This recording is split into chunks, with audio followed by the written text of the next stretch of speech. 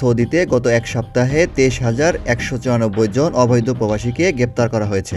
এদের বিরুদ্ধে আবাসিক আইন, সীমান্ত নিরাপত্তা এবং শ্রম আইন লঙ্ঘনের অভিযোগ আনা হয়েছে। শনিবার সৌদি প্রেস এজেন্সি এক প্রতিবেদনে এই তথ্য জানিয়েছে। সরকারি তথ্য অনুযায়ী গ্রেফতারকৃতদের মধ্যে ১৩,০৮৩ জন আবাসিক আইন লঙ্ঘনের দায়ে, ৬,২১০ জন সীমান্ত পারাপারের চেষ্টায় এবং ৩,৯০১ জন শ্রম আইন লঙ্ঘনের কারণে অভিযুক্ত।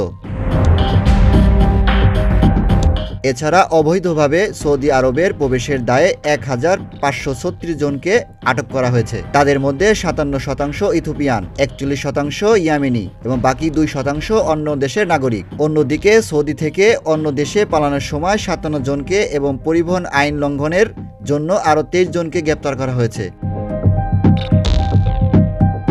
সৌদির এক বিবৃতিতে জানানো হয়েছে, যদি কেউ অবৈধ প্রবাসীদের সৌদি আরবের প্রবেশে সাহায্য করে তাদের পরিবহন বা আশ্রয় দেয়, তাহলে তাকে ১৫ বছরের কারাদণ্ড এবং ১০ লাখ সৌদি রিয়াল জরিমানা করা হবে।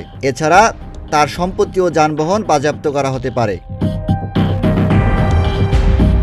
সৌদি আরব সরকারের এমন পদক্ষেপ দেশটির আইনশৃঙ্খলা ও নিরাপত্তা বজায় রাখতে আরও জোরালো ভূমিকা রাখবে বলে মনে করা হচ্ছে। আশিক এলাহী, প্রতিদিনের বাংলাদেশ।